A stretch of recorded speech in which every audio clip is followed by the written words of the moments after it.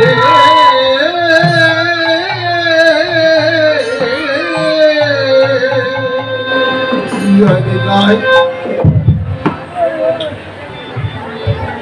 সময় মধ্যাহ্নকাল, দুপুর বেলা।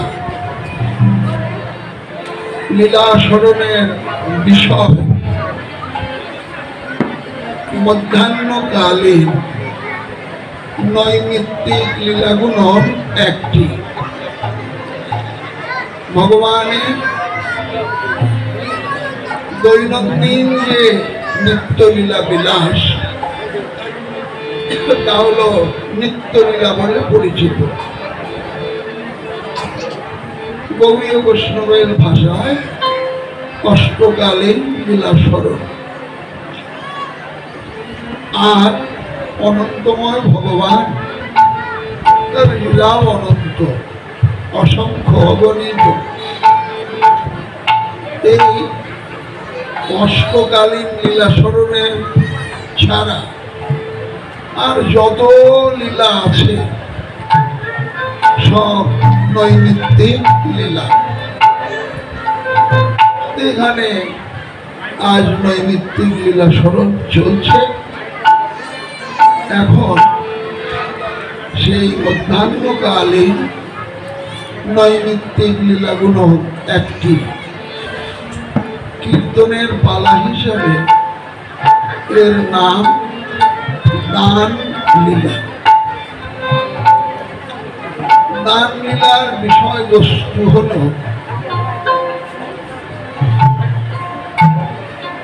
শ্রীকৃষ্ণ সুবল বদন দর্শন করে মনে পড়েছে রাধা বদন। তাই মধ্যাহ্নকালীন সময় রাধা বিরহ বিদগ্ধ মাধব রাধারানীর সঙ্গ লাভের জন্য, রাধারানীর দর্শন লাভের জন্য এই লীলা বিলাস করেছে। ভগবানের ইচ্ছা শক্তির নিকটে লীলা শক্তি চিরকাল জোর হাতে দণ্ডায়মান। তাই ইচ্ছাময়ের ইচ্ছায় লীলা শক্তির প্রেরণায় সংঘটিত এই লীলা। সভাগণের সঙ্গ ছেড়ে শ্যাম সুন্দর দানী সেজে প্রজাঙ্গনাগণের সঙ্গে মিলন। যে দান করে, দান কি নিঃশর্ত ভাবে, শর্তহীন ভাবে যদি কাউকে কিছু দেওয়া যায়, তাই হলো দান। কোনো শর্ত থাকবে না। যা কিছু দেওয়ার পেছনে শর্ত থাকে তা দান নয়। যেমন ভিখারিকে ভিক্ষা দেওয়া, এর পেছনে কোনো প্রাপ্তি যোগ ভাবনা করে কেউ, তত করে না। তাই নিঃশর্ত কোনো কিছু দেওয়াই দান। যা দেওয়া যায় তা হলো দান দ্রব্য। আর যে দেয় তাকে বলে দাতা। পুরুষ হলে দাতা আর নারী হলে দাত্রী, স্ত্রীলিঙ্গার্থক শব্দ। আর যে দান গ্রহণ করে, দান গ্রহণকারীকে বলা হয় চলিত ভাষায় দানী। ভগবান ব্রজলীলার এই লীলা বিলাসে দানী সেজেছিলেন, আর দাত্রী ছিলেন সমস্ত ব্রজ রমাগণ। এই দানের সঙ্গে দাত্রীগণের যে মধুর মিলন, এটাই হলো দান লীলার বিষয়বস্তু। আর দর্শন তত্ত্বে গৌড়ীয় বৈষ্ণব দর্শনের অভিপ্রায়ে ভগবান হলেন সর্বং দাতা, আবার তিনি সর্বস্বগ্রহীতা। যেমন জলের উৎপত্তি সাগর, সাগরের জল বাষ্প হয়, বাষ্প ঘনীভূত হয়ে মেঘ হয়, মেঘ বায়ু তাড়িত হয়ে যেখানে সেখানে বর্ষণ হয়, মেঘ বর্ষিত জলরাশি আবার সাগরেই ফিরে যায়। তাই সাধারণ দৃষ্টিতে মনে হয় নদী সাগরকে জল দিচ্ছে, কিন্তু জলের উৎপত্তি তো সাগরে, তার জল তিনি গ্রহণ করেন, সাগর তারই জলই গ্রহণ করে। তেমনি সর্বং দাতা পরমেশ্বর ভগবান শ্রীকৃষ্ণ, তিনি হলেন অংশী, আর অনন্ত কোটি জগৎ জীব হল তার অংশ।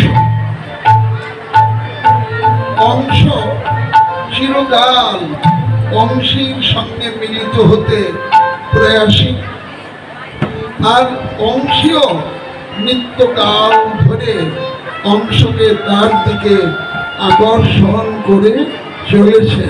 তাই তো তিনি কৃষ্ণ, আকর্ষণ করেন বলেই তো তিনি কৃষ্ণ।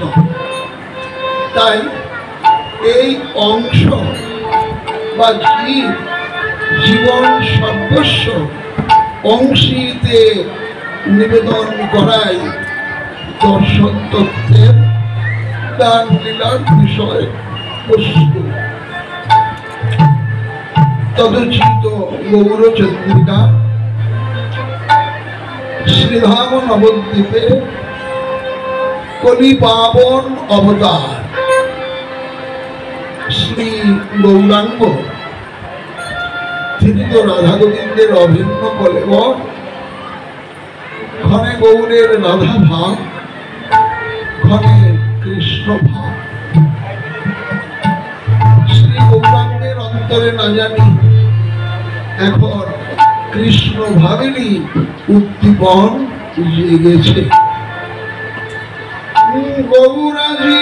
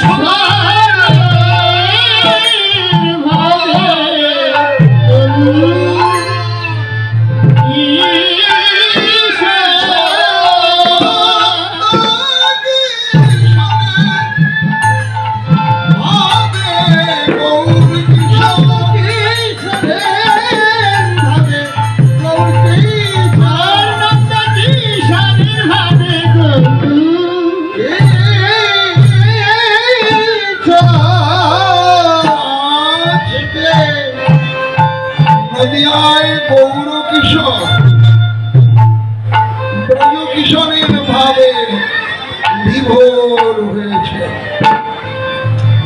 সেদিন সমস্ত ব্রজবালাগণের ক্ষীর স্বর নবনী দধি দুগ্ধ আদি সেবা সামগ্রী মধ্য দিয়ে ব্রজাঙ্গনা আত্মদান গ্রহণ করে মহাদানী হয়েছিলেন। দানী নয়, মহাদানী। দানী এই লৌকিক জগতে দ্রব্যাদি যে দান হিসাবে গ্রহণ করে সে দানী, কিন্তু দানী নয়, মহাদানী। মহাদানী একমাত্র তিনি, যিনি অনন্ত কোটি বিশ্বজীবের আত্মদান গ্রহণ করে যিনি ধন্য হন, সার্থক হন।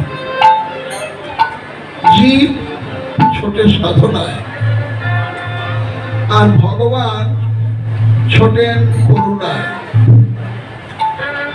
জীবের প্রয়াস ভগবানের প্রসাদ।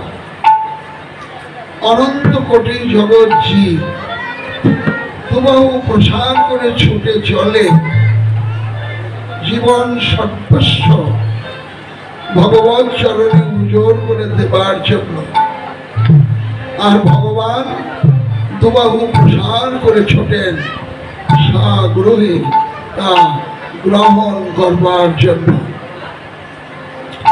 জীব সাধনায় সিদ্ধি লাভ করে ভগবত্ব লাভে।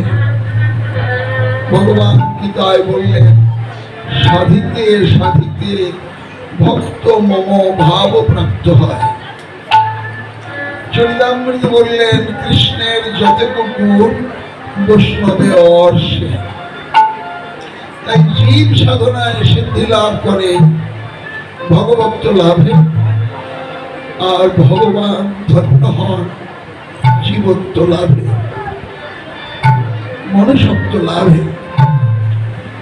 তাই তো চরিতামৃত বললেন, কৃষ্ণের যতটুকু খেলা সর্বোত্তম নরলীলা, নর বপু তাহার স্বরূপ, গোপবেশ বেণুকর, নব কিশোর নটবর, নরলীলার হয় অনুরূপ। তাই দান গ্রহণের অন্তরালে তিনি সর্বস্ব আত্মসাৎ করেছেন ব্রজাঙ্গনাগণে। এজন্য তিনি শুধু দানী নয়, মহাদানী। এবার কৃষ্ণ ভাবের শ্রী গৌরাঙ্গ দানী নয়, মহাদানী সেজেছেন। আত্মদান যেমন দেখা যায় না, দেখানোরও নয়। কোন দ্রব্য কাউকে দিলে তা দৃষ্টিগোচর হয়, কিন্তু আত্মদান কি কখনো দেখা যায় না? কেউ দেখাতে পারে? সেদিন সমস্ত প্রজাবালাগণ তাদের জীবন, যৌবন, দেহ, মন, প্রাণ, ঐশ্বর্য, বিদ্যা, বুদ্ধি, পাণ্ডিত্য, চিত্ত, অহংকার, জীবনের সুখ দুঃখ, ভালো মন্দ, পাওয়া হারানো, আনন্দ বেদনা, মিলন বিরহ ইত্যাদি আমিত্ব বলতে জগতে যত কিছু আছে সব দান করেছিলেন গোবিন্দ চরণে। গোবিন্দে সার্থক হয়েছিলেন। আজ কৃষ্ণ ভাবের শ্রী গৌরাঙ্গ অনন্ত কোটি জগৎ জীবের প্রেম ভক্তি দান গ্রহণে মহাধনী হয়েছে। এই লীলা বিলাস নিজে আস্বাদন করবেন এবং অনন্ত কোটি বিশ্ব জীবকে আস্বাদন করাবেন। তাই প্রেমধন গ্রহণে মহাদানী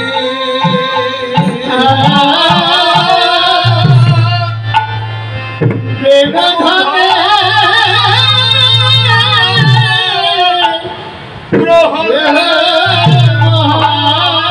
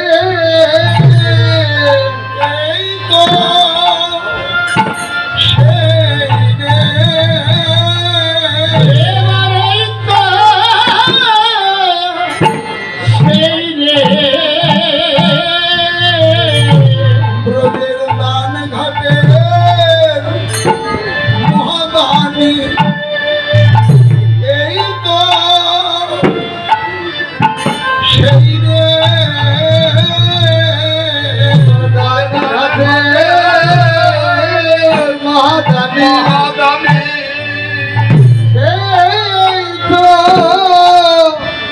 এই রে ব্রজের দান ঘাটে মহাদানী নীলকান্ত মোহনী দান ঘাটের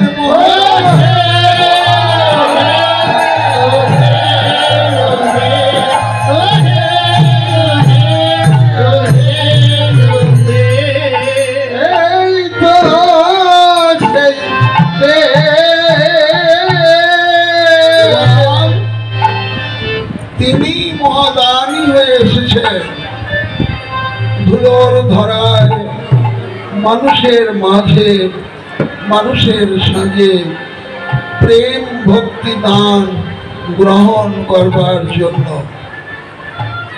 কেন? ওর প্রেমের কি বড্ড অভাব পড়েছে? যার সামান্যতম সঙ্গতিও থাকে সে কখনো কারো কাছে হাত পাতেন না, দানের জন্য দান গ্রহণের জন্য ইচ্ছা প্রকাশ করে হাত পাতেন না। যখন কোনো গত্যন্তর থাকে না তখনই যাকে আমরা চলিত ভাষায় বলি ভিখারি, ভিক্ষা তখনই করে যখন তার আর কোনো গত্যন্তর থাকে না, তখনই হাত পাতে দান গ্রহণ করে। ভগবান তো পূর্ণতম, ওর তো কোনো অভাব নাই। ভগবান আমার ভিখারি হইল কবে? যেমন করে দান গ্রহণের জন্য তার লোলুপতা। ভাগবতের টিকায় শ্রীল রাধাবিনোদ গোস্বামী হাত ধরলেন, ভগবান পূর্ণতম, এটা সত্য, কিন্তু লীলাবিলাস আস্বাদনে এই পূর্ণতম ভগবান নিজে ইচ্ছা করে একটা অভাব সৃষ্টি করে নিয়েছে। প্রেম সম্পত্তিটা ভগবানের নিজস্বই ছিল, কিন্তু ভক্তের ভক্তিতে ভালোবাসায় ভগবান তুষ্ট হয়ে নিত্য উদার, তো তার তো উদারতার অন্ত নাই। নিত্য উদার ভগবান ওই নিজস্ব প্রেম সম্পত্তিটা নিঃশর্ত ভাবে চিরকালের মতো ভক্তকে দিয়ে দিয়েছে। তাহলে একবার যদি কাউকে কিছু দিয়ে দেওয়া যায়, তাকে তার কাছ থেকে ফিরিয়ে নেওয়া যায়? অনেক প্রয়োজন, তার কাছে চাইতে হবে। যাকে দেওয়া হলো তিনি যদি দেন তাহলে অতি উত্তম, না দিলে জোর করে তো আর নেওয়া যাবে না, কারণ নিঃশর্ত দান। ভগবান এই প্রেম সম্পত্তিটা নিঃশর্ত ভক্তকে দান করেছেন। তাই প্রেম সম্পত্তি আর এখন ভগবানের নয়, এখন ওটা পুরোপুরি ভক্তের ধন। কিন্তু প্রেম ভগবানের অত্যন্ত প্রয়োজন। শ্রী চৈতন্য চরিতামৃতে সনাতন শিক্ষায় মধ্যলীলা 22তম পরিচ্ছেদে অভিধেয় তত্ত্ব সম্বন্ধ, অভিধা আর প্রয়োজন। প্রয়োজন প্রেম, অভিধা ভক্তি, সম্বন্ধ সেব্য সেবকত্ব। এই যে প্রয়োজন প্রেম, প্রেম ছাড়া ভগবানের এক মুহূর্ত চলে না। মহাপ্রভু শ্রীমুখে বললেন, সনাতন সন্ন্যাস লইল যবে ছন্ন হইল মন, সন্ন্যাসী কিবা কাজ, প্রেম প্রয়োজন। প্রেম ভগবানের অত্যন্ত প্রয়োজন। প্রেম ছাড়া একটুও চলে না। কিন্তু প্রেম এখন ভক্তের। তাহলে এই প্রয়োজনীয় প্রেম ভক্তের কাছে চাইতে হবে। ভক্ত দান করলে তাহলে হলো, দান না করলে হলো না। তাই কলিযুগে ভগবান আবির্ভূত হলে ভক্ত ভাব অঙ্গীকার করে অনন্ত কোটি জগৎ জীবের এই প্রেম ধন, ভক্তি ধন গ্রহণ করবার জন্য, এই প্রেম ধন গ্রহণ করে তিনি এবার মহাদানী হয়েছেন। রাধা প্রেমের আস্বাদন করিবারে আকিঞ্চন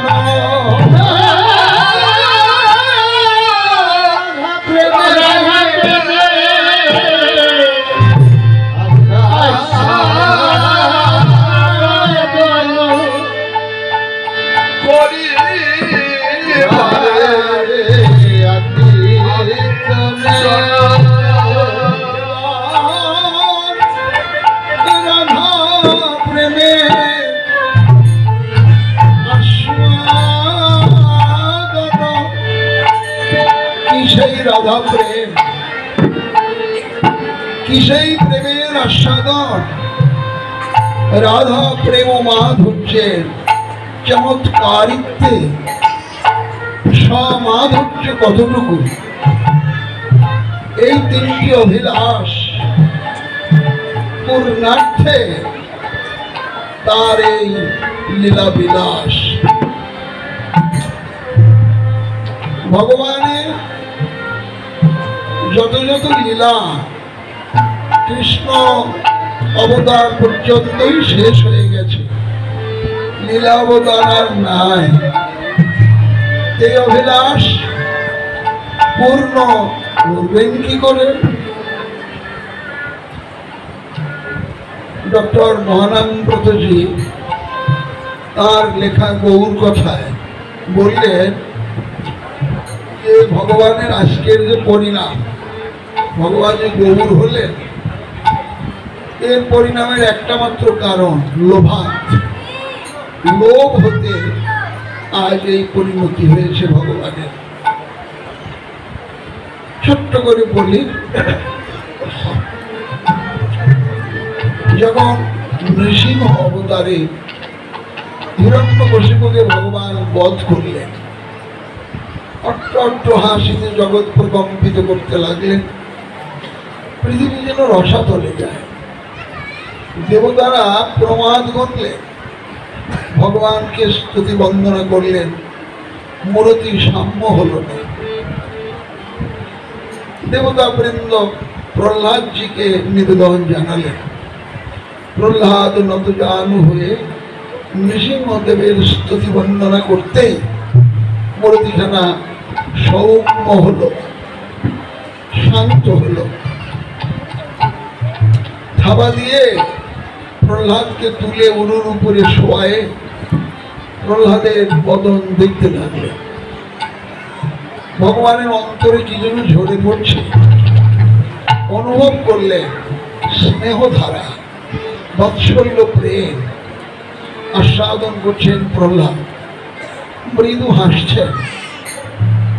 প্রহ্লাদের এই আস্বাদন আনন্দ লক্ষ্য করে ভগবানের প্রথম লোভ জাগল, আমিও যদি স্ফটিক স্তম্ভ হতে আবির্ভূত না হয়ে কোনো বাবা মায়ের কোল আশ্রয় করে আসতাম, তাহলে এই বাৎসল্য প্রেম আমিও তো আস্বাদন করতে পারতাম। এই লোভে, লোভ চরিতার্থ করতে তারপর বামন অবতার থেকে যতবার এলেন, ধুলোর ধরায় বাবা মায়ের কোল আশ্রয় করে এলেন। এমনি করে এক সময় এলেন ত্রেতা যুগে রামচন্দ্র রূপে।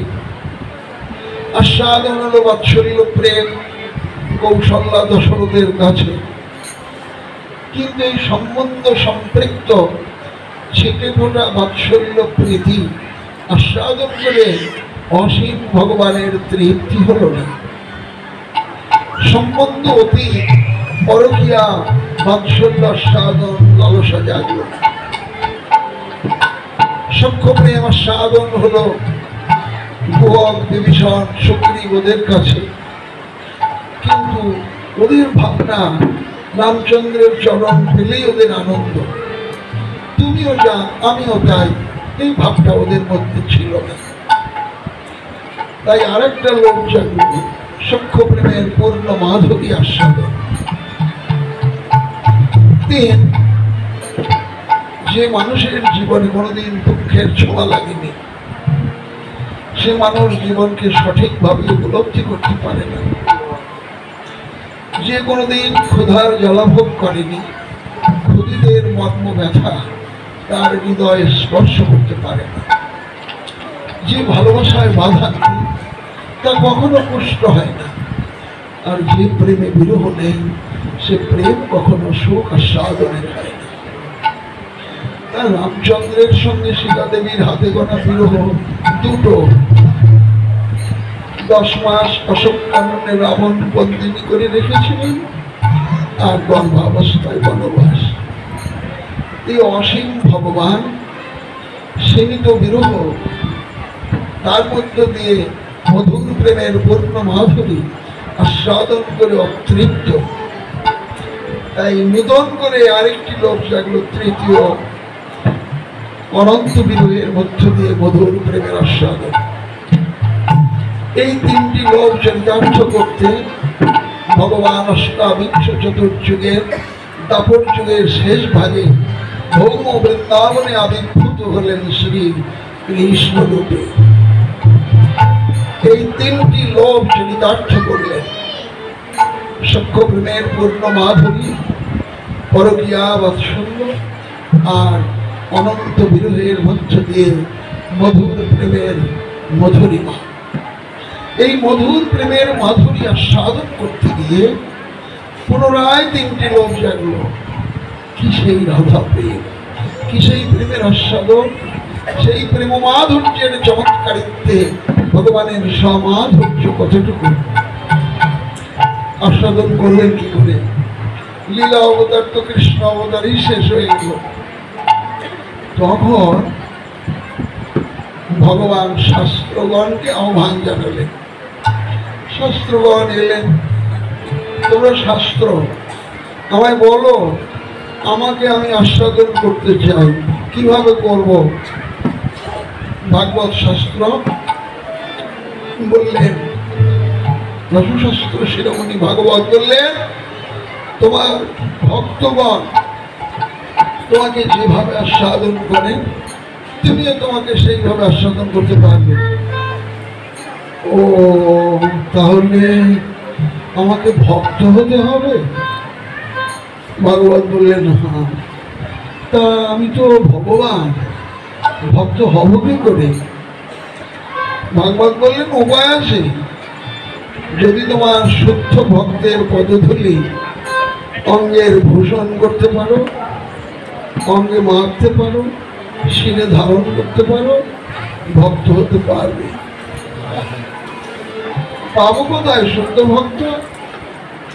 বলেন, হে গোবিন্দ, এই অনন্ত কোটি বিশ্ব ব্রহ্মাণ্ডের সমগ্র সুখৈশ্বর্য একদিকে, আর একদিকে তোমার চরণ যুগল। তোমাগত প্রাণ যে ভক্ত অনন্ত কোটি বিশ্ব ব্রহ্মাণ্ডের সমগ্র সুখৈশ্বর্য তৃণপদ তুচ্ছ করে শুকুরের পৃষ্ঠাসম পরিত্যাগ করে কেবলমাত্র তোমার চরণ যুগল চিরকালের মতো বুকে তুলে নেন, তিনি তোমার শুদ্ধ ভক্ত।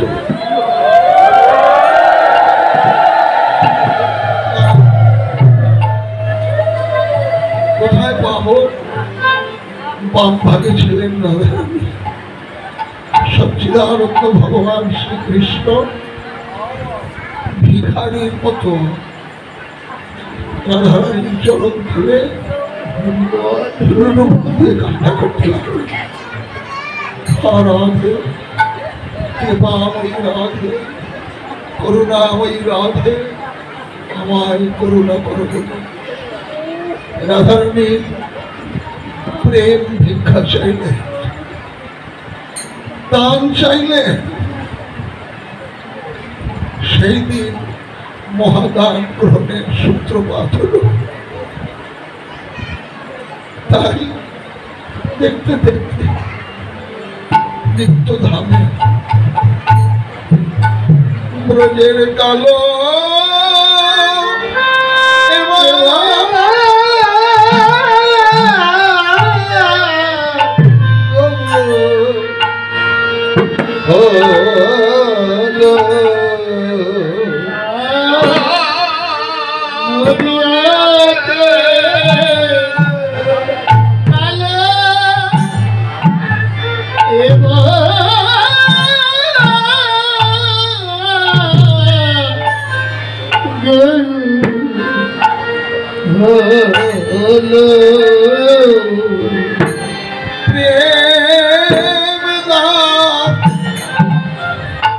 গ্রহণ করবে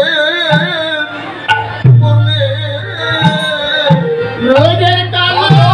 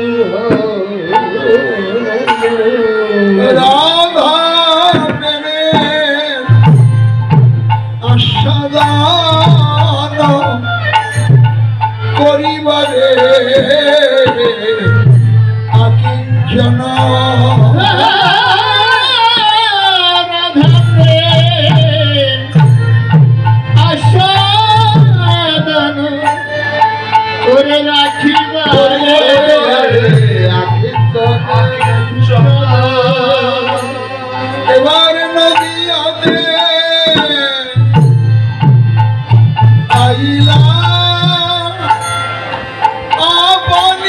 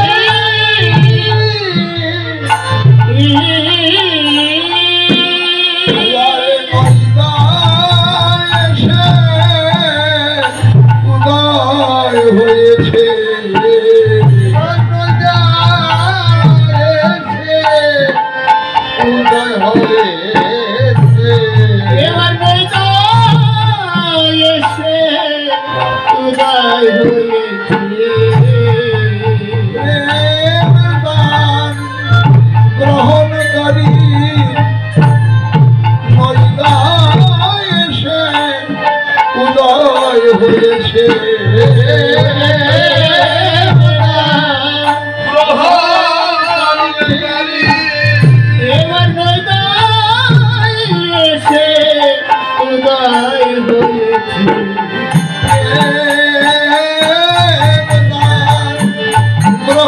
গ্রহণকারী ভক্ত প্রেমের ভান্ডারী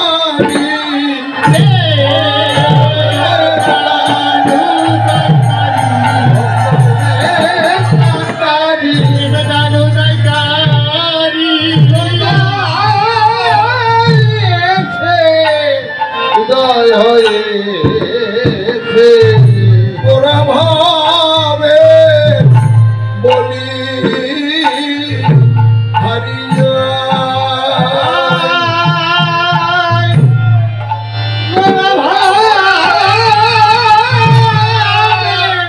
বলি হারি যাই রে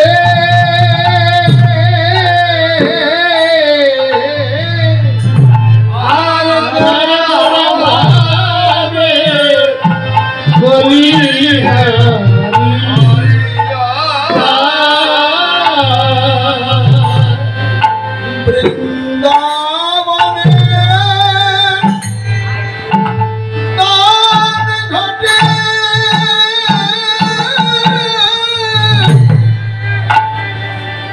দানি সেজে ছিল বটে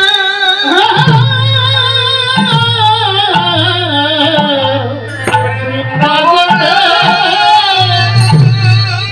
দান ঘটে দানি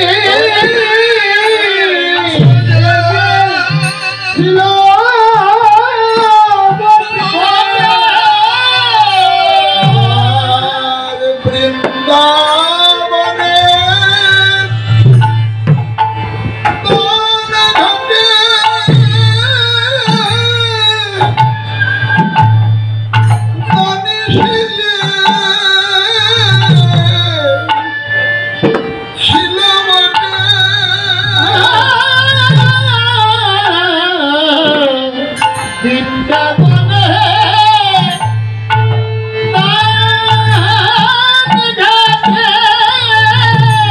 যদি ভজন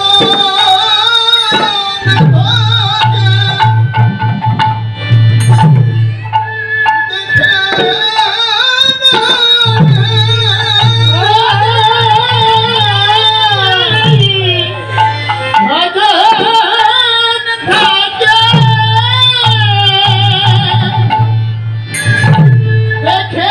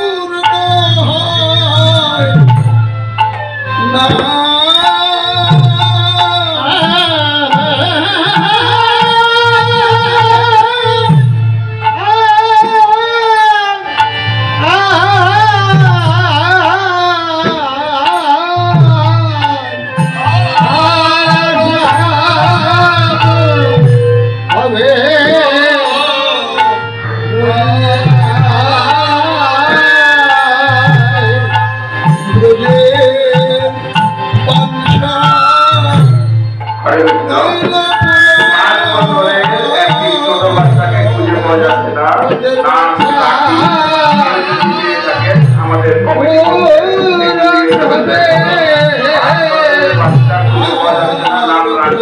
কেউ যদি দিয়ে দেবেন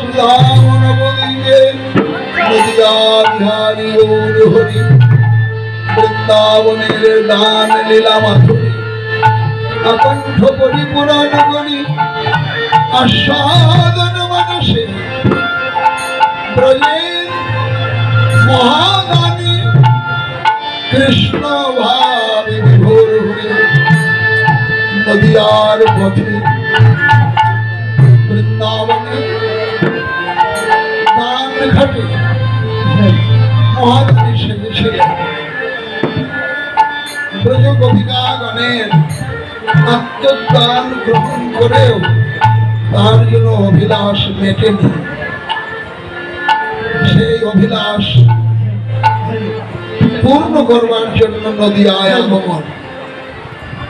প্রশ্ন জানতে পারে ব্রজের সকলের আত্মদান গ্রহণ করেও অভিলাষ মেটেনি কেন? একটু পেছন ফিরে ভাবনা করলেই তার উত্তর।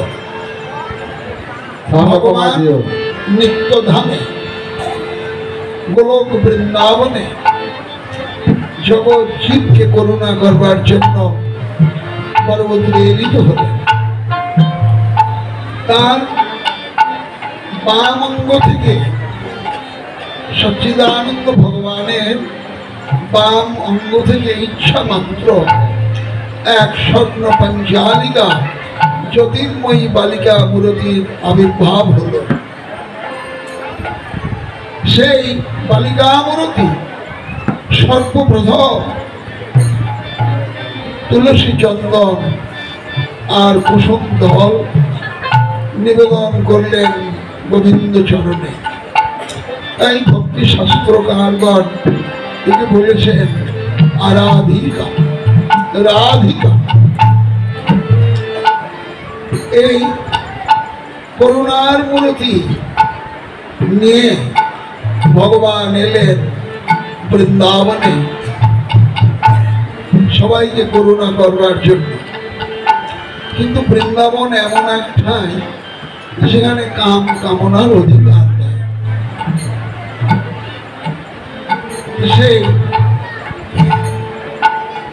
তাহলে যাদের কাম কামনার কাম কামনা শূন্য যারা, গুণাতীত যারা, তারা ভগবানের কৃপা লাভ করে ধন্য হলেন। কিন্তু যারা ওই রাজ্যে যাওয়ার অধিকার রাখে না, ইদানিংকালে অবশ্যই বিচার আর নাই। এমন দুই হাত তুললেই বৃন্দাবনে যাওয়া যায়। দুই হাত তুলে খালি জয় রাধে বললেই বৃন্দাবনে যাওয়া যায়। কিন্তু ভক্তিশাস্ত্রতা বলেন না। ভক্তিশাস্ত্র বলেন দেবী বা অন্য স্ত্রী কৃষ্ণ না করেন স্বীকার। স্ত্রী বলতে এখানে ঘরের বউ না, কিন্তু দর্শন তত্ত্ব রয়েছে, আলোচনা সাপেক্ষ। দেবী বা অন্য স্ত্রী কৃষ্ণ না করেন স্বীকার, গোপীনাথ গোপীসনে বৃন্দাবনে করেন বিহার। ব্রজে জনম নিল যত আধিনী, তারা পৌর্ণমাসী আরাধিয়ে সাধন সিদ্ধ দেহকে দেহেন্দ্রিয়ের বিকার ছাড়িয়ে হয়েছে নির্গুণ। তাদের ভাবের দেহে গুণময় দেহ না। আমার মতো যারা প্রপঞ্চিক জীব, এর দেহ তো গুণময় দেহ, কিন্তু গুণময় দেহ না, ভাবময় দেহ। যাকে শ্রীল ঠাকুর মহাশয় বললেন সাধনে ভাবিব যাহা সিদ্ধ দেহে পাব তাহা। এই সিদ্ধ দেহই ভাবময় দেহ।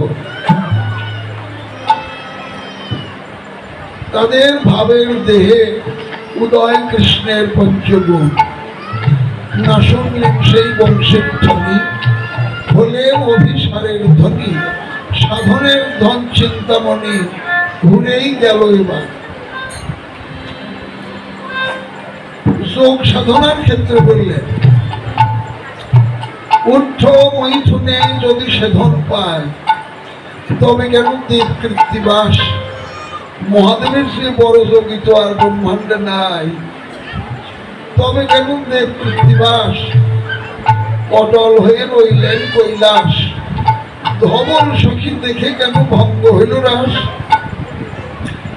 যোগ সাধনা দিয়েই যদি রাধা গোবিন্দের প্রেম মাধুরী আস্বাদন করা যেত, তাহলে দেবাদিদেব মহাদেব বঞ্চিত হওয়ার কথা না। সনাতন শাস্ত্রে 12 জন বৈষ্ণব আচার্য, তার মধ্যে শিব ঠাকুর হলেন প্রধান। বৈষ্ণবানাং যথাসম্ভব ভাগবত বললেন। সেই মহাযোগেশ্বর মহাদেব বঞ্চিত হতেন না। তবে কেন দেব কৃত্তিবাস? অটল হয়ে রইলেন কৈলাস।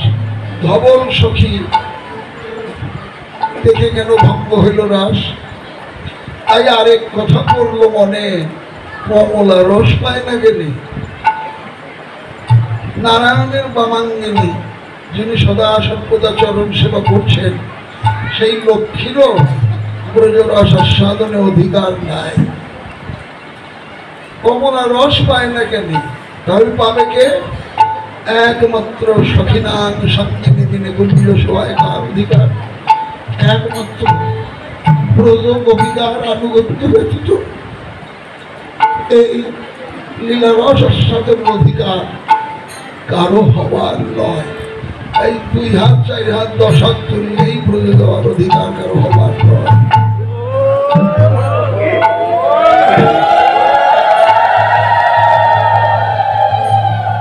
বৃন্দাবনে পুংলিঙ্গ, স্ত্রীলিঙ্গ কিংবা নপুংসক, এই চরাচরে 3টাই লিঙ্গ লিঙ্গান্তর ব্যাকরণে দেখা যায়। কিন্তু পুংলিঙ্গ, স্ত্রীলিঙ্গ কিংবা নপুংসক, এই 3 লিঙ্গের অঙ্গ অগোচর সেধা, অর্থাৎ প্রপঞ্চিক নারী পুরুষ ক্লীব এদের অগোচর। এরা ব্রজের সন্ধান জানে না। এ 3 লিঙ্গের অগোচর সেধাম। বৃন্দাবন মহাধাম, সেধামে কি যায় রে সকাম? সেই মহাধাম বৃন্দাবনে সকামকে যাবার অধিকার নাই। তাই 2 হাত তুলুক আর 10 হাত তুলুক, না পা সমেত তুলুক, ব্রজে যাওয়ার অধিকার কারো নাই। যদি কেউ কয় যে 2 হাত তোলেন জয় রাধে কন, চলেন বৃন্দাবনে যাই, ও হইল ভাওতাবাস, হইল মিথ্যাবাদী, শাস্ত্র অবমাননাকারী। ওর শাস্তি যথাযোগ্য হওয়া উচিত। অশাস্ত্রীয় কথা যে বলে তার যথাযোগ্য শাস্তি হওয়া উচিত। একজন চিকিৎসক যদি ভুল করে, বড় 10টা রোগী মরবে, তারপরে আর তার কাছে কেউ চিকিৎসা হতে যাবে না। কিন্তু একজন কৃষ্ণ কথা কথক উপস্থাপক, সে যদি অশাস্ত্রীয় কথা বলে, ভুল উপস্থাপন করে, না জেনে না শুনে তথ্য উপাত্য বলে, তাহলে সঙ্গে সঙ্গে সারা সমাজের মৃত্যু হয় এবং ভবিষ্যৎ প্রজন্ম মাতৃগর্ভ থেকেই পঙ্গু হয়ে যায়। তাই এইটা হবার নয়। তাই বৃন্দাবন মহাধাম যেখানে কি যায় রে সকাম মহাকাম, সেই বৃন্দাবন রসিকে যদি না জানিয়ে তত্ত্ব জীব রৌরব নজি।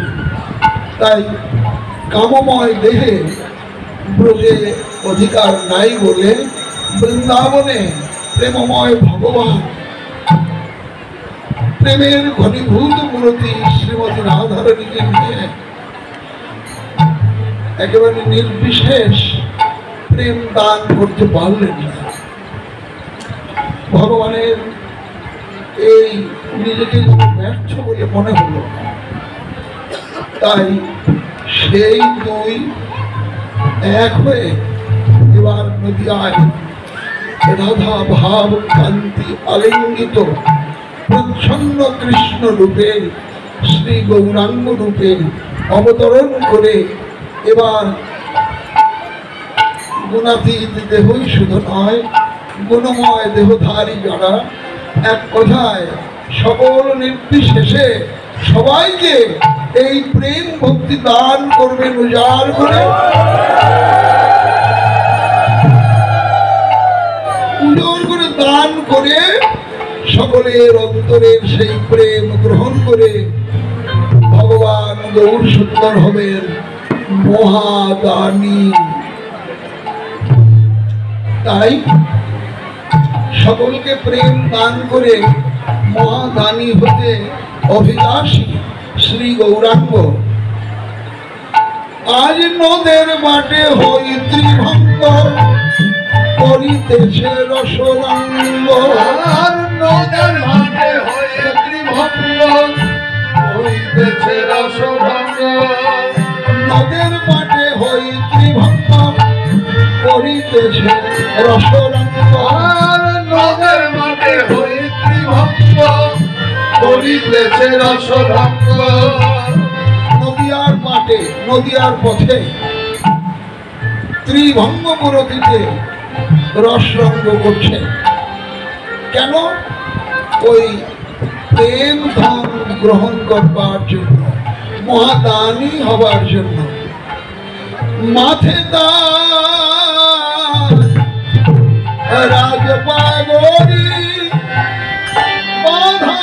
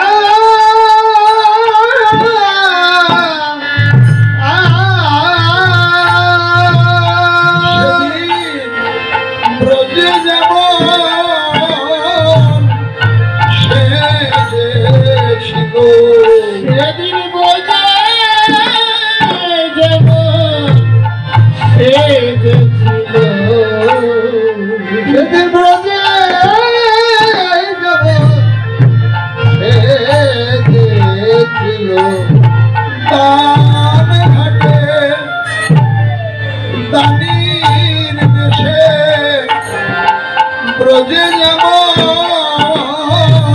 সে ছিল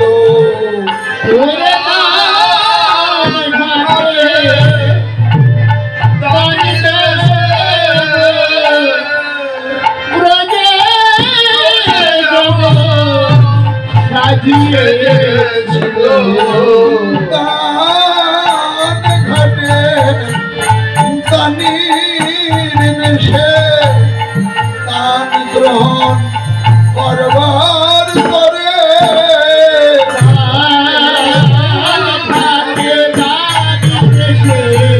গ্রহণ করবার করে ঘাটে দানি দেশে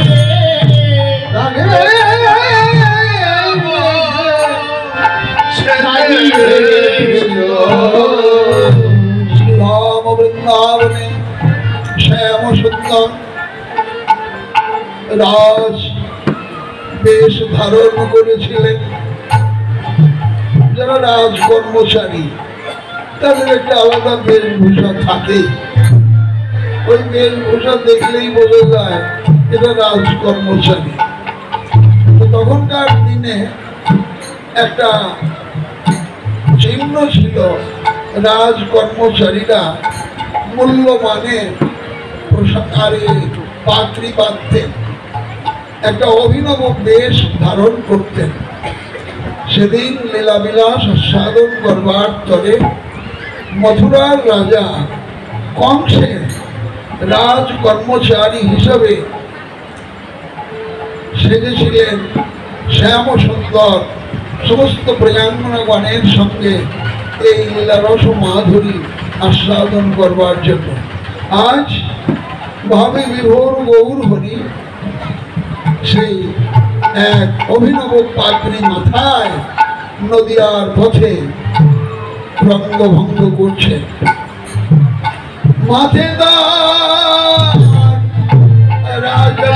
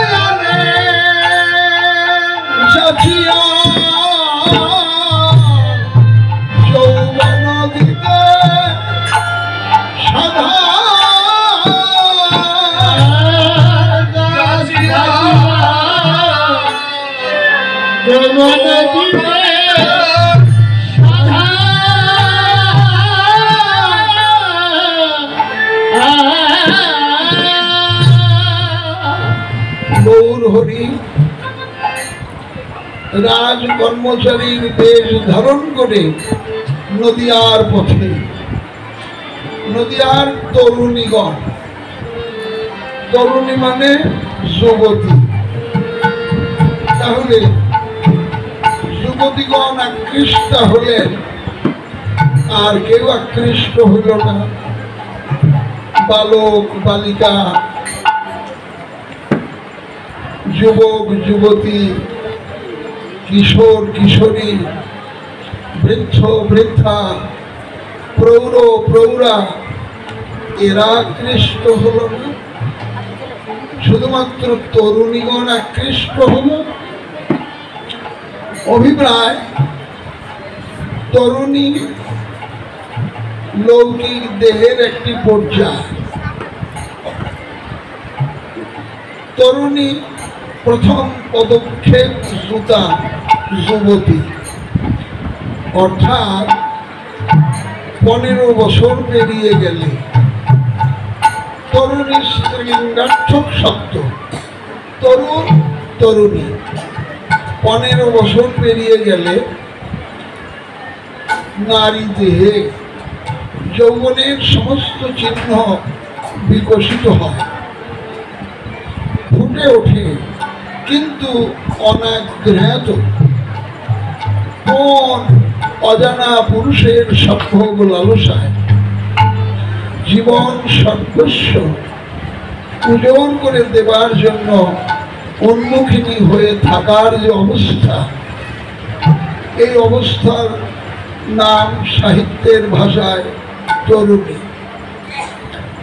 তা বাংলা সাহিত্যে, সংস্কৃত সাহিত্যের অনেক অলঙ্কার, সংস্কৃত সাহিত্যে অলঙ্কার শাস্ত্র বলে একটা পাঠ্য বিষয় আছে। রূপক অলঙ্কার, ভাব অলঙ্কার, উপমান অলঙ্কার, উপমিত অলঙ্কার, কি বাংলা সার ঠিক না? ভাব অলঙ্কার, ভাষা অলঙ্কার, সব অলঙ্কার আছে। তা এটা হলো হরে কৃষ্ণ। ভাব অলঙ্কার। ভক্তবৃন্দের বিশেষভাবে দৃষ্টি আকর্ষণ করছি, আমাদের দুপুরে প্রসাদের ব্যবস্থা আছে, সবাই বসে প্রসাদ গ্রহণ করবেন। কেউ প্রসাদ গ্রহণ না করে যাবেন না, দয়া করে সবাই প্রসাদ গ্রহণ করবেন। ধন্যবাদ সবাইকে। তো ভাব অলঙ্কার, বয়স তরুণীর না, ভাবটা তরুণী। তরুণী যেমন জীবনের সর্বস্ব অজানা পুরুষের সম্ভোগ লালসায় অজানা পুরুষকে আত্মদান করবার জন্য উন্মুখিনী হয়ে থাকে, ঠিক তদ্রূপ বয়স যাই হোক, সে 8 বছরের হোক না 80 বছরের হোক, নারী হোক পুরুষ হোক ক্লীব হোক, যেই হোক না কেন, ধনী দরিদ্র, রাজা প্রজা, সুখী দুঃখী, বালক বৃদ্ধ, নারী পুরুষ, সকল নির্বিশেষে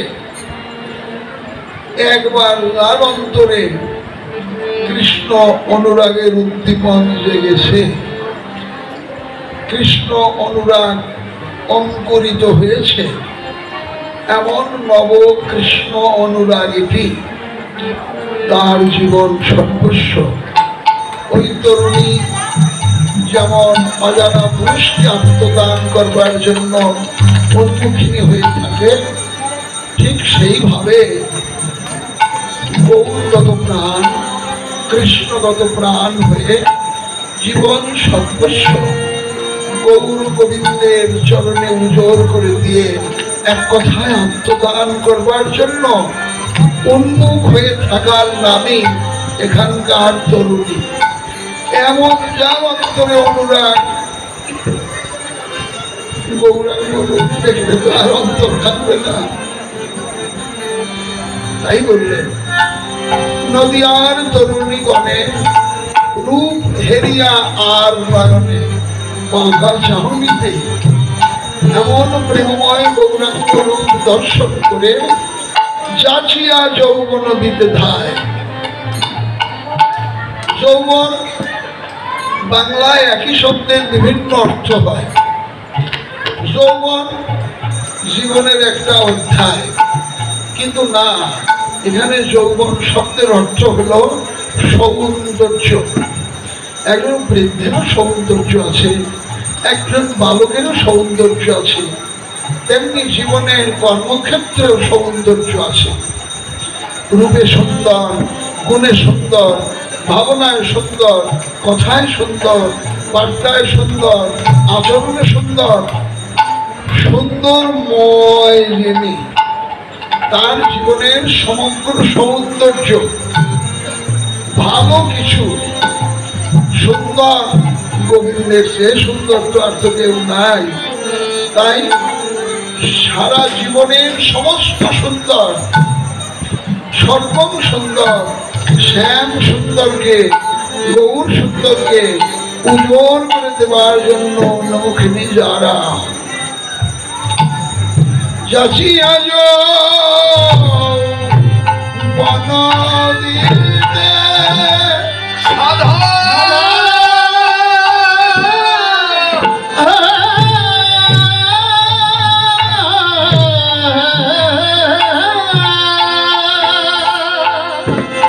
সবাই প্রেমানন্দে অভিভূত হয়ে গৌর চরণে আত্মনিবেদন করতে ছুটে চলেছে। আর এদিকে গৌর হরি আরে কিলো কিঞ্চি ভাবে গোরা তাই পিতাকে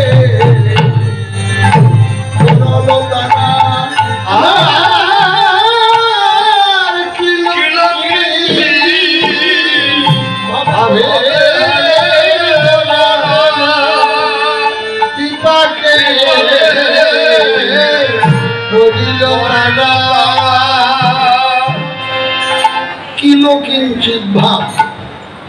কিলো কিঞ্চিত ভাব কি?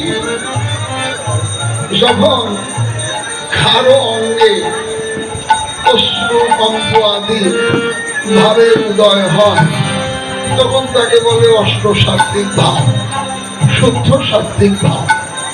তা কিলো কিঞ্চিত ভাব কি? দান কেলি কৌমুদিতে রূপ গোস্বামী বাদ বললেন যখন হর্ষ, আনন্দ, অভিমান, হাস্য, অদ্ভুত, তারপর বিস্ময়, রং তামাশা, এ সমস্ত ভাবগুলো যখন একসঙ্গে কারো অন্তরে জাগে এই ভাবকে বলা হয় কিলো কিঞ্চিত ভাব। গৌর সুন্দরের ভাব হয়েছে শ্যাম সুন্দরের ভাবে বিভোর গৌর হাসছেন, আবার ক্ষণে ক্ষণে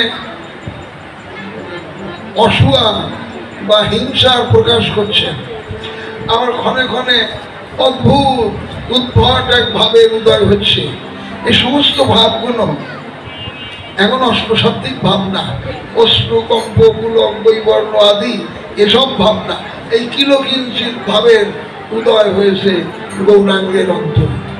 একজন সম্মানের পাত্র, সে যদি পথ দিয়ে যেতে কারোর সাথে হাসি রহস্য করে তাহলে অভিনব বলে মনে হবে না। একজন মানি মানুষ একটা ছোট্ট ছেলের সঙ্গে যদি ঠাট্টা হাসিতে মত্ত হয় তখন কি বলে মনে হবে? ঠিক এমন সব ভাবের উদয় হয়েছে গৌরাঙ্গের অন্তরে। এই ভাব দর্শনে নদিয়ার রমণী বৃন্দ, নদিয়ার তরুণী বৃন্দ এরা যেন বিপাকে পড়ে গেলেন। ওরা পথ দিয়ে যাচ্ছেন, গৌর হরি আসছেন। যখন গৌরের এই সমস্ত ভাবের স্ফুরণ ঘটছে, শুধু কি তাই, পাশ কাটিয়ে যাওয়ার কালে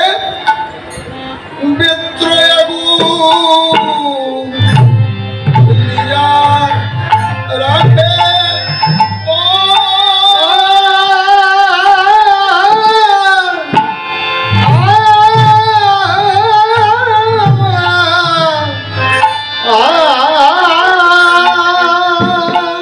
বৃন্দাবনে শ্রীকৃষ্ণ রাজ কর্মচারীর বেশ ধারণ করেছেন, মাথায় পাগড়ি বেঁধেছেন, রাজার দেওয়া পোশাক পরেছেন, হাতে দণ্ড, একটা লাঠি। প্রজাঙ্গনাগণ মথুরার দিকে যাবার কালে লাঠি দিয়ে পথ আগলেছিলেন, লাঠি ধরেছিলেন লম্বা করে পথ আগল দিয়ে। আজ সেই লীলা সাধন করতে গৌর হরিও যেন রাজ কর্মচারীর বেশ ধারণ করেছেন, আর বেত্র একটা লাঠি দিয়ে ওরা যাচ্ছেন, পথ আগল দিয়েছেন, বাধা দিয়েছেন। বেত্র আগল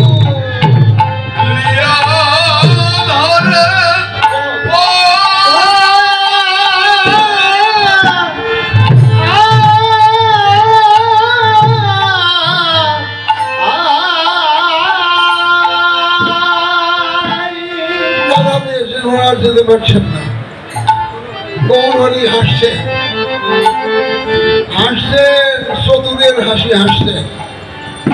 তাই দ্রষ্টা বললেন, হে তরুণীগণ, পথ যখন আগলেছে ওর নিশ্চয়ই কোনো অভিলাষ আছে। আমার মনে হয় তোমরা যদি এক কাজ করো তাহলে পথ ছেড়ে দিতে পারে। কি কাজ? প্রেম ভক্তি রত্ন দিয়া সমর্পণ করো হইয়া, প্রেম ভক্তি রত্ন দিয়া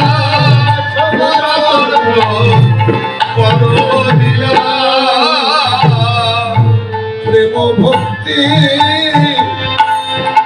রত্ন দিয়া বলো, আমি তোমার হলেন গৌর। বলে আমি তোমার হলাম বলে। অর্থাৎ তোমাকে দান করে দাও, আমি তোমার হলাম গৌর বলে তোমাকে দান করে দাও। আত্মদান করো গৌর চরণে। আর দান করলে দক্ষিণা দিতে হয়, দক্ষিণা ছাড়া তো দান পূর্ণ হয় না। তাই বলো, ওরে আমি তোমার হলাম গৌর। ওরে আমি তোমার হলাম বলে। প্রেম ভক্তি প্রেম বাবা দক্ষিণা সহ বলো, আমি তোমার হলাম গৌর। ওরে প্রেম ভক্তি দক্ষিণা আমি তোমার হলাম বলে। প্রেম ভক্তি দক্ষিণা সহ এক জন্মে নয়, জন্মে জন্মে। ওরে প্রেম ভক্তি দক্ষিণা সহ জমে জমে ভক্তি দক্ষিণা আমি তোমার হলেন গৌর। শুধু নদিয়াবাসী নয়, অনন্ত বিশ্ববাসীকে যেন উদাত্ত কণ্ঠে জানালেন, একবার প্রেম ভক্তি দিয়ে, গৌর আমি তোমার। তোমাকে আমার বলবার যোগ্যতা আমার নাই। কাউকে আমার বলতে গেলে তাকে তেমন করে ভালোবাসতে হয়, তার জন্য মঙ্গল কর্ম করতে হয়। হে পতিত পাবন, এই পরে জীবনে তোমাকে এমন ভালোবাসতে পারি নাই, তোমার সুখের জন্য প্রীতির জন্য এমন কর্ম করতে পারি নাই, এমন অধিকার অর্জিত হয় নাই। বলবো গৌর তুমি আমার। আবার বলবো আমি তোমার, সে বলবার অধিকারও হারিয়ে গেছে। একবার যদি কোনো সম্পত্তি বিক্রি করা যায়, ওই সম্পত্তি পুনরায় বিক্রি করতে গেলে কেউ কি কখনো কেনে? ওটা তো বিক্রি হয়ে গেছে, আর তো কেউ কেনে না। তাই যে দেহ, যে মন, যে প্রাণ প্রিয়জনের কাছে, আপনজনের কাছে চিরদিনের মতো বিক্রয় করে দিয়েছি, কোন অধিকারে বলবো গৌর আমি তোমার? তাই বলতে পারছি না তুমি আমার কিংবা আমি তোমার। তুমি করুণাময়, তুমি করুণা সিন্ধু। তুমি যদি তোমার করুণা গুণে আমাকে তোমার করে নাও, তাহলে আমি তোমার। এমন করে শ্রদ্ধা নদী দিয়ে প্রেম ভক্তি দিয়ে গৌর চরণে আত্মদান করতে শিক্ষা দিলেন। পুরা দানের মতো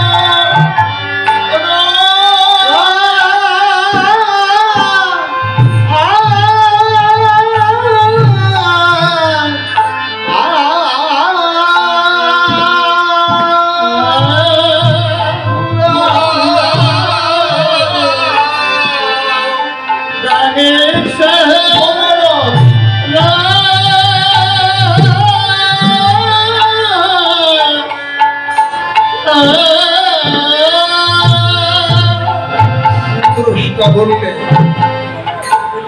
ওরে করুণা কটাক্ষ মানে করুণা কটাক্ষ মানে সে আমা পানে করুণা কটাক্ষ মানে সে আমা পানে করুণা কটাক্ষ মানে সে আমা পানে আর করুণা কটাক্ষ মানে আমার পানে দান দিতে হইবে আকুতি আর দান দিতে হইবে আকুতি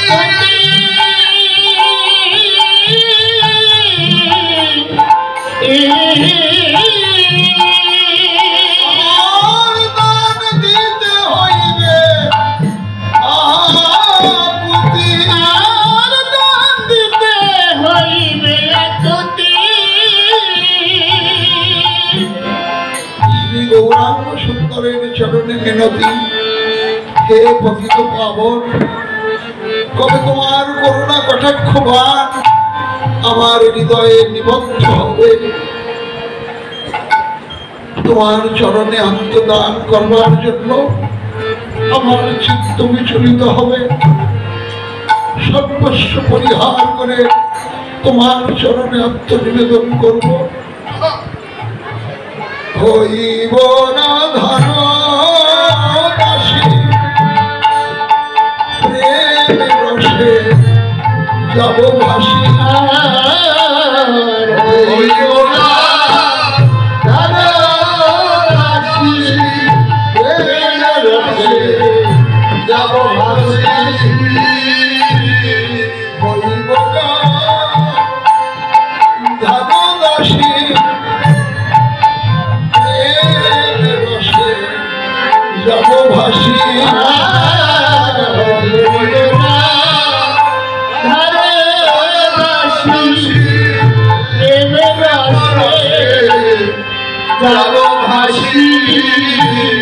সখী রূপা গুরু করুণা হবে, সখী রূপা করুণা হবে, কবে সখী রূপা গুরু করুণা হবে, কবে সবে করুণা হবে, ইঙ্গিতে যুগল সেবা পাব, সখী রূপা গুরু করুণা হবে,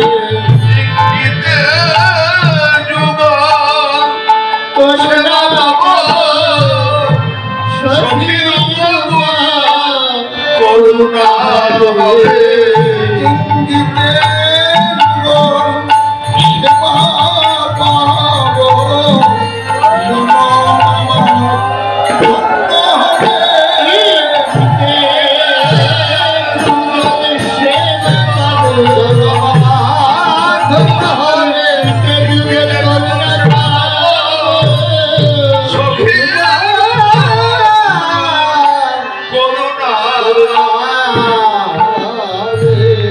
হইবর ধনু দাসী প্রেম রসে যাব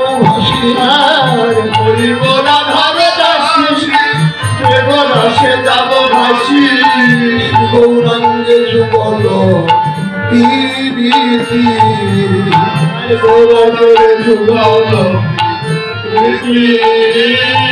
হবে শ্রী গৌরাঙ্গে যুগল প্রীতি। হরে শ্রী গৌরাঙ্গ যুগল হরে শ্রী গৌরাঙ্গে যুগলতি